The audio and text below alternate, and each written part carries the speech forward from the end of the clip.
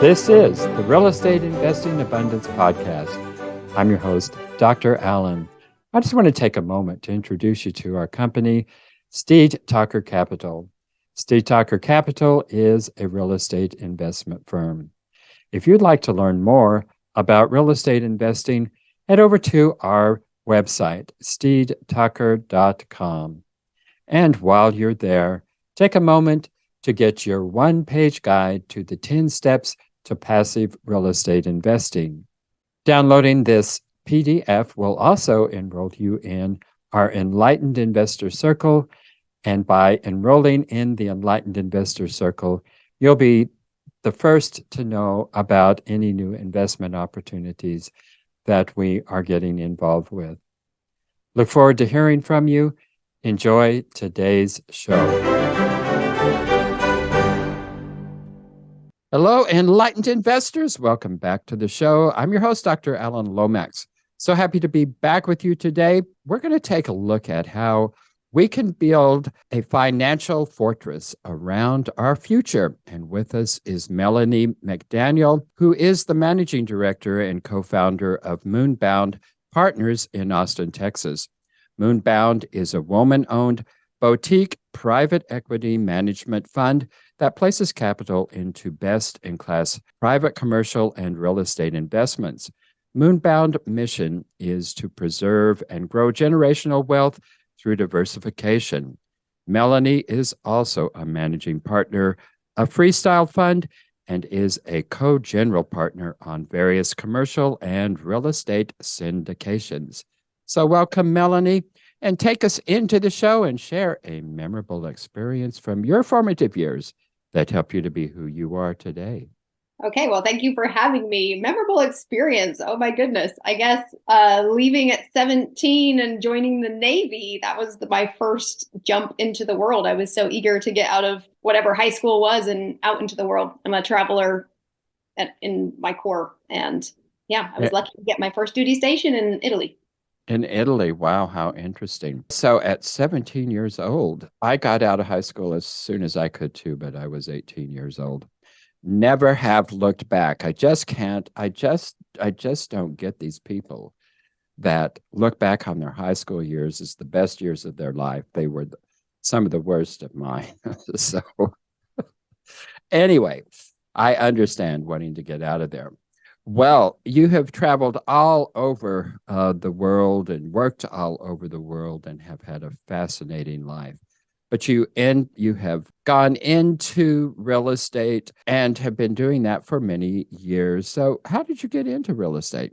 Well, so after the military, I just continued with the theme of working for the government. So I was actually a park ranger for the National Park Service for 9 years. But in 2015, when my job, I made just enough money, had just enough time off, had just enough fulfillment that it wasn't painful enough. I wasn't even seeking, but I read a book called Rich Dad, Poor Dad, as everybody probably knows. And I was just like, wait a minute, what the heck? Why didn't anybody tell me about this? I'm trading my time for money. So I would put on a bulletproof vest, a gun, a taser, and I would put in my patrol car a shotgun and a rifle. And that is how I went to work every day. And then, thinking about real estate, building wealth, and not trading your time for money, it was just like, why didn't somebody tell me this sooner? I was 35 when I read that book. And yeah, it was mind blowing and I was kind of mad, but whatever, you can't change the past. So you can only move forward. So it took me 2 years to get the mindset out of this blue collar job retirement mindset that I was raised with to entrepreneur, taking risk, doing something big and scary. And that's what I did. I literally left my government job. I drove across the country from California to Virginia, became a real estate agent to kind of learn the ropes, bought my first apartment in 2020. We closed January of 2020, which is not the best time to buy a Class C apartment that's not stabilized, but whatever, worked out fine. Invested in my first real estate syndication in December of 2019. Closed that month later. And yeah, it's been growth ever since, starting from small deals, co-GP type stuff, to launching an SPV, then doing a fund of funds, a customizable fund, which Freestyle Fund is. And then Moonbound, that you mentioned on the intro, is just launching now. So that one is new, and that's a blind fund. So I went from real estate agent to doing my own deals to raising and participating in other GPs to starting one asset class fund to a customizable fund and now a blind fund. So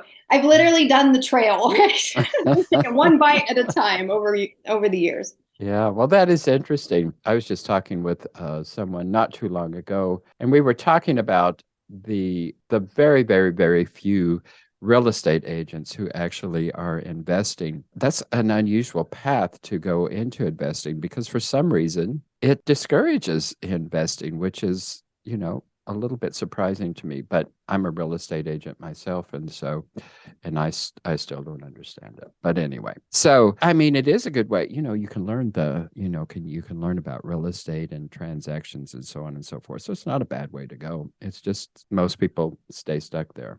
Well, what opportunities are you seeing in the current market? Because it certainly is an unusual market, and with nobody really knowing where it's going to go and what's going to happen. So what are you actually seeing in the market?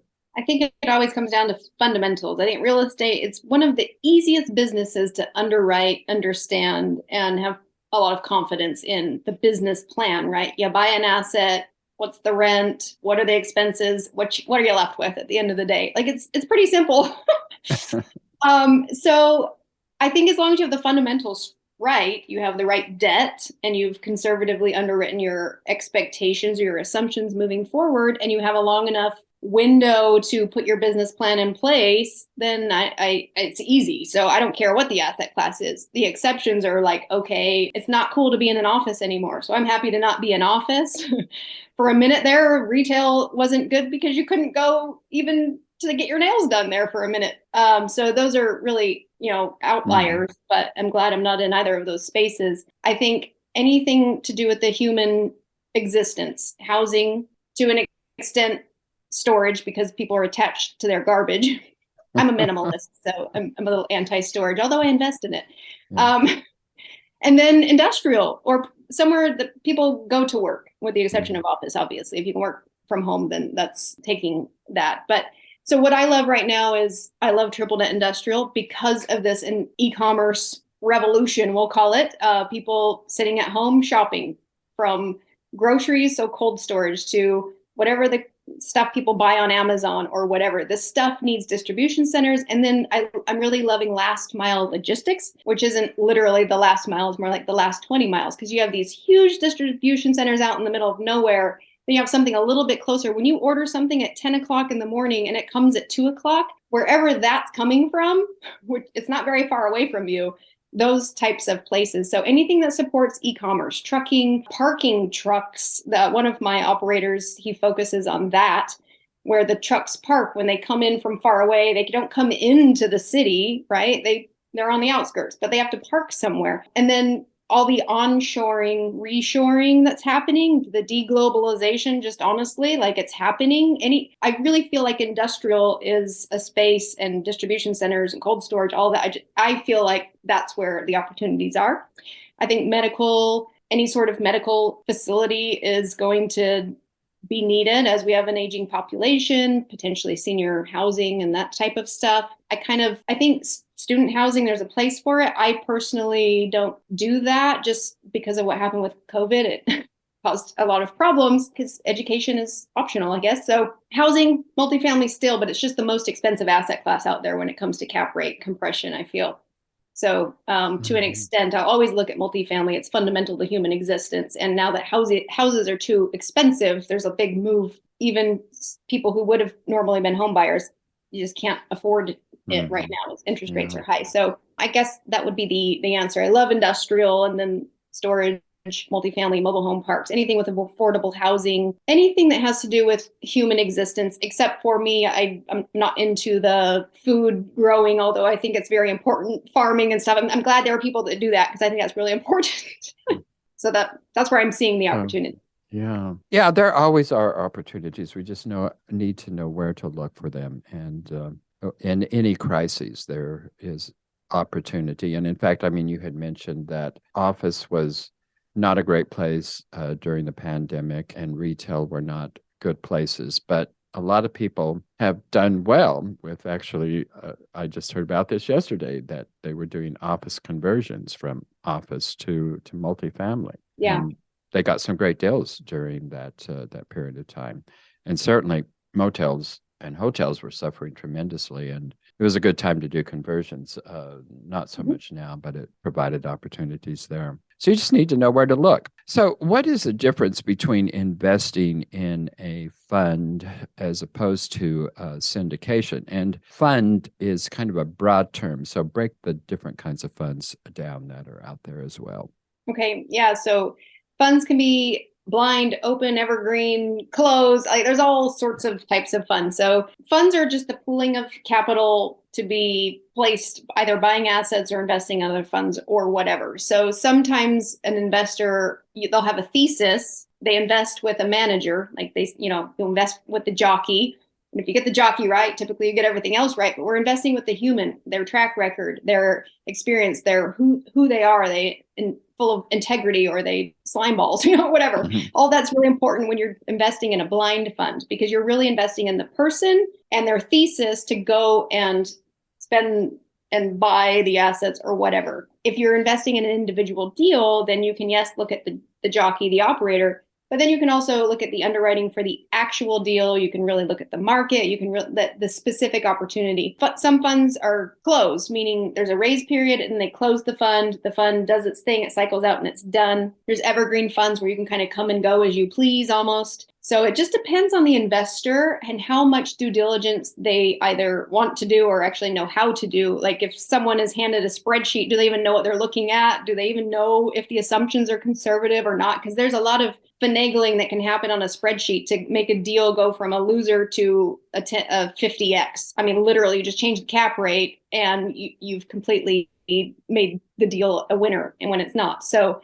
I would say if people have a skill and an interest in learning how to actually underwrite and figure out what assumptions could be, then sure, deal by deal is great. But if there are people that are like, okay, I believe in real estate, I want these tax benefits, I want the cash flow, I want the upside, I have no idea what I'm looking at, that's when they should go shop. Instead of a deal, they should shop for an operator or the jockey, right? Whether it's a fund or an individual deal, and then learn along the way. But at the end of the day, if you don't love to underwrite, you kind of need either someone who does, or you just need to build that relationship where you have that trust.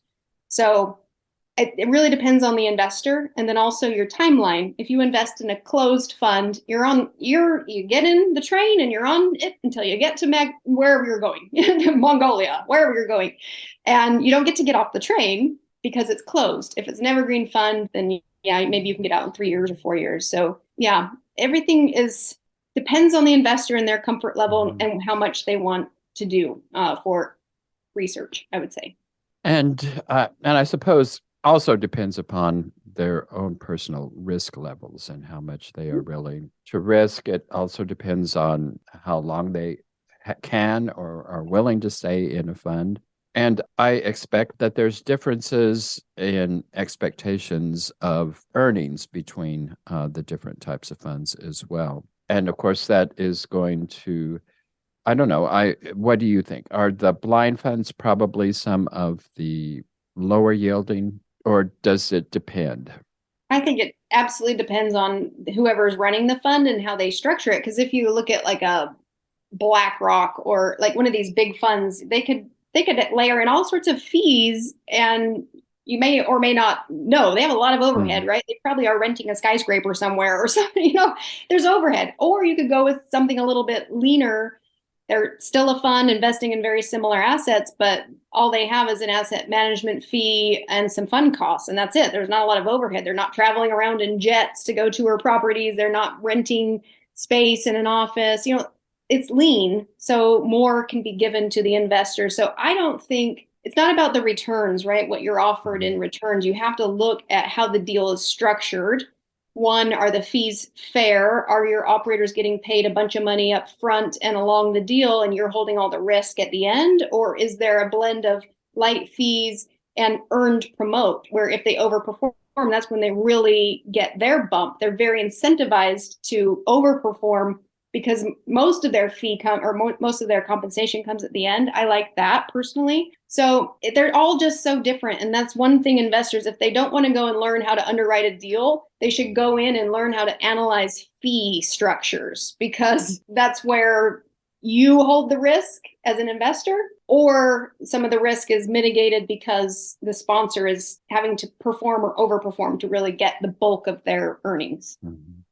But I don't think, I mean, individual deals, maybe you make more money, but then you're also not diversified at all. You're in one asset. If it does great, you win. If it doesn't, you lost everything. If you're in a fund, it's, has 15, 25, 100 assets in it. So you're a bit more diversified. So it's just a matter of risk tolerance, like you said. And yeah, if the fees are fair, you're not being feed to death, then it's okay to pay some fees. Those people have a job and they're doing a good job for you. They need to be incentivized to continue to do a good job for you, because it's like a 10, 12-year commitment when someone launches a fund and they need to feed their family, right? So yeah, it's totality of circumstances. I don't think one or the other. It's easy to say, yes, you make more in this asset. Because I've seen people have individual assets that just do like an 8 and 8, 8% during, 8% after, and that's it, right? It doesn't, yeah. I personally like equity as a LP investor, but I understand there's a place also for debt or pref where you're capped. Mm-hmm. So yeah, so many different structures, and it really depends, like you said, on age, risk tolerance, like goals for you, for your family, for your wealth, for sure.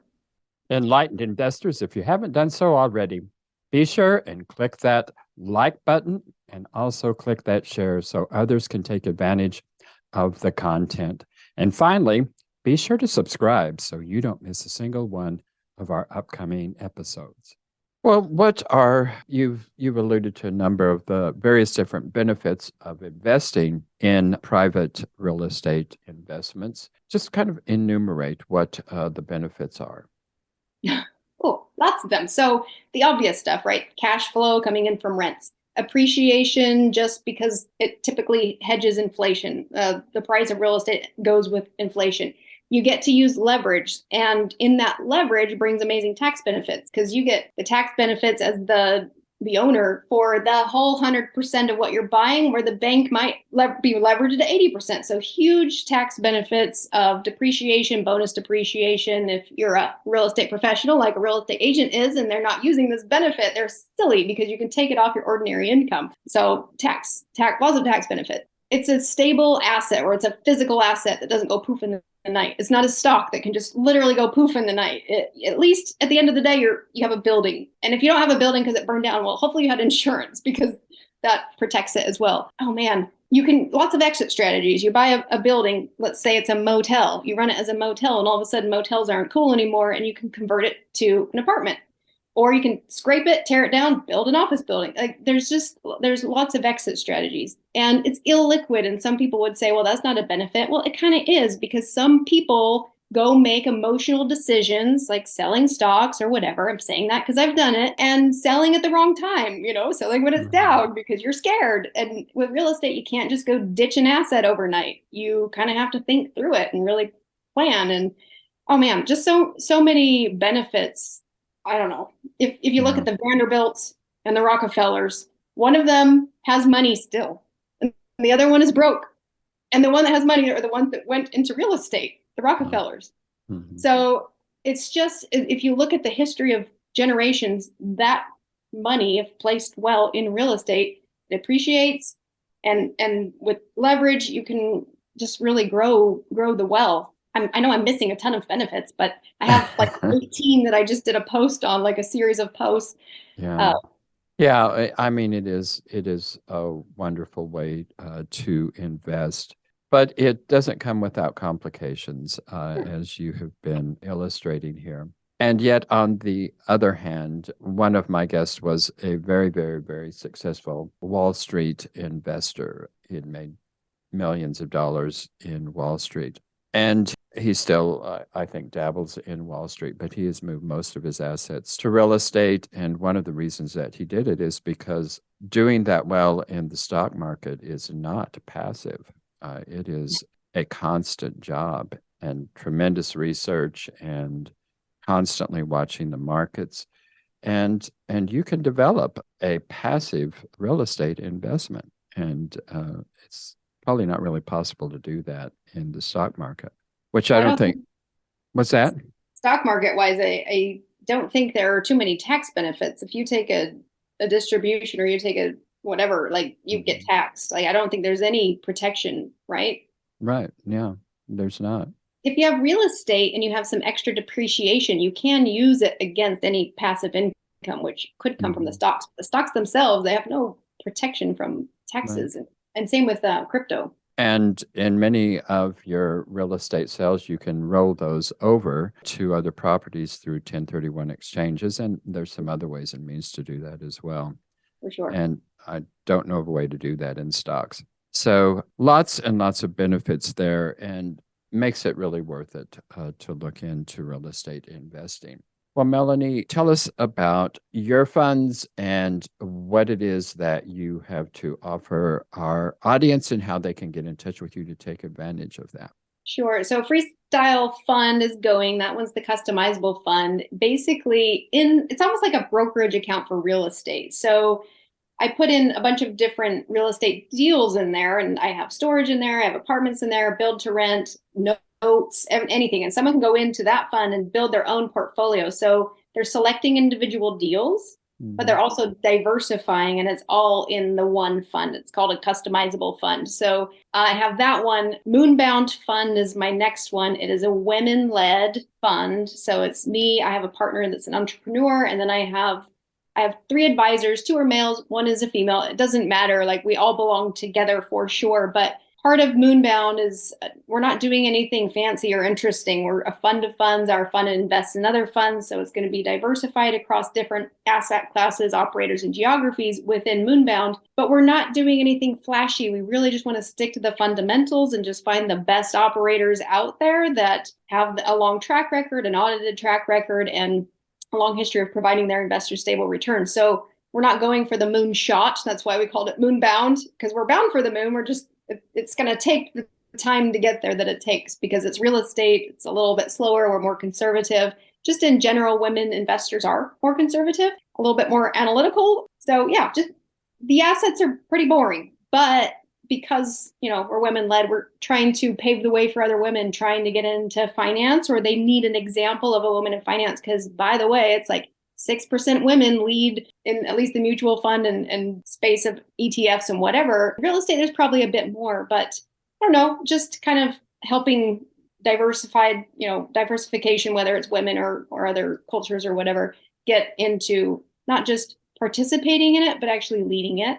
So that's part of where our heart is with Moonbound Fund. But yeah, both of those are what I have and I work on right now. And yeah, I spend a lot of my time working and finding new operators, working with them. And I call myself kind of a schmooze sandwich, because I get to meet these operators who want to, buy me nice dinners and drinks and whatever and schmooze me, right? Like while they're pitching their product. But then I also get to do that to my investors. And I love people. I love what I do. And I feel like I've found kind of my happy place in real estate, because real estate doesn't have to be boring and spreadsheety, by the way. I have partners who are good at the spreadsheety stuff. I get to be the face, and I get to bring the opportunities and make the relationship. So that's where I fit into the picture. And Moonbound Fund is, both funds are for accredited investors. So there is that. Moonbound, though, it has a much higher minimum than a lot of funds. It's $250,000 minimum. So it's unfortunately not just available to the average Joe, I would say. Freestyle Fund is that minimum's $50,000, but also 506C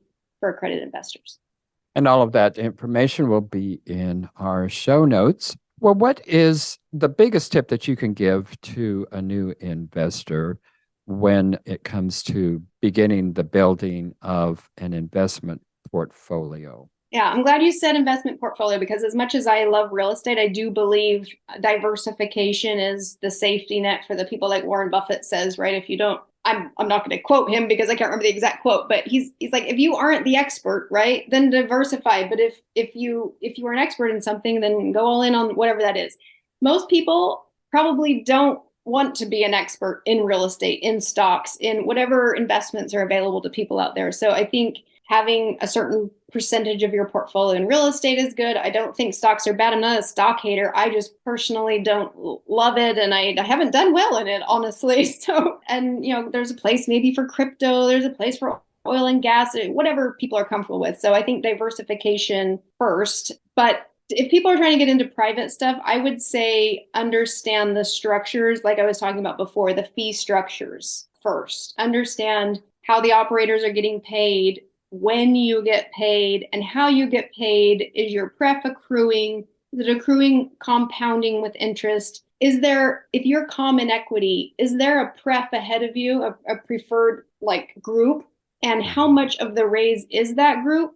Because it goes debt first, the bank's always first, then pref, then common. And some of these are structured in a way that those pref guys not only get their money back, but they get their pref before you even get your money back, and then your return. And I just feel like people don't know what they're walking into if they haven't understood and studied the structure, the cap table, and who's getting paid when and what fees are coming out when. Can the operators take a loan? Do they need to disclose when they're taking a loan? What's the interest rate if they do have to not take a loan, but feed money into the deal to keep it alive, and then they're going to pay themselves interest? And you're not going to know this unless you study it. Or the alternative way, and the lazy way, and the very okay way is to invest in your attorney to review your PPM and all of that for you and translate it from lawyer speak to actual speak, and then understand that.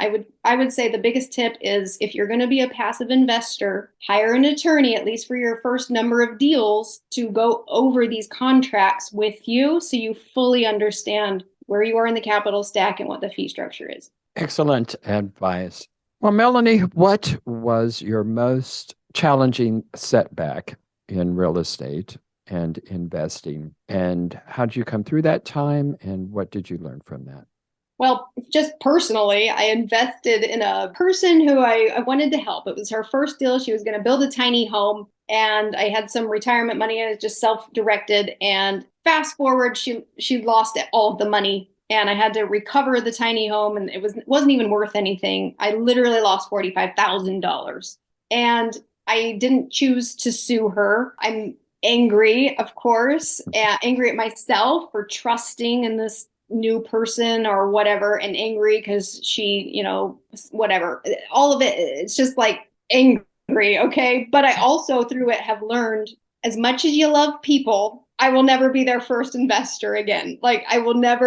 I'm not going to take a chance on new people. So this was my own money, by the way. No investors involved, just to clear that up. And trust my intuition, because my gut was shooting all sorts of warnings at me when I was sending that money. So trusting my intuition more is a big lesson I learned.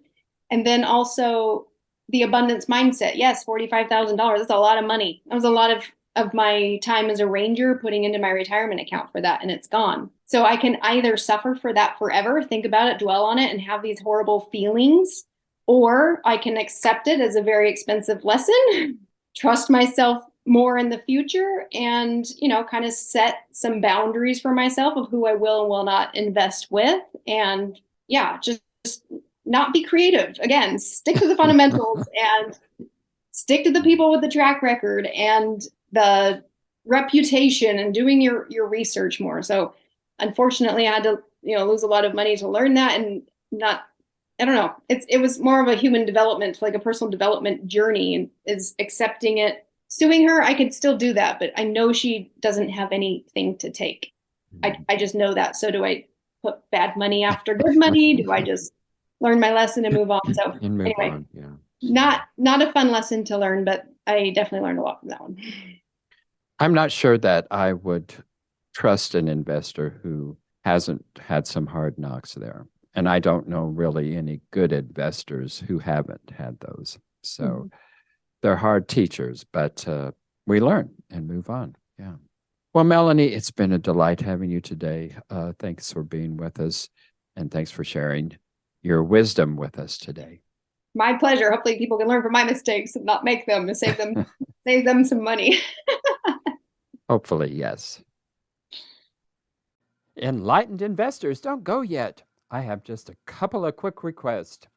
You know the drill. Like, share, and subscribe. But we also need your help to build our audience, so please go to your favorite podcast app and leave us a 5-star rating and review. I'll be most grateful. Until next time, prosper and live abundantly. Thank you for tuning in to Real Estate Investing Abundance, brought to you by Steve Talker Capital, a company working for passionate professionals like you to develop financial independence built on solid, passive real estate investments. As part of our efforts to make the world a better place, Steve Talker Capital contributes to activities and organizations committed to better understand the equine. These endeavors attempt to enhance the human treatment of horses worldwide. Steve Talker Capital, working for a world where all creatures, great and small, flourish abundantly. For resources to develop your financial independence, connect with us at stevetalker.com.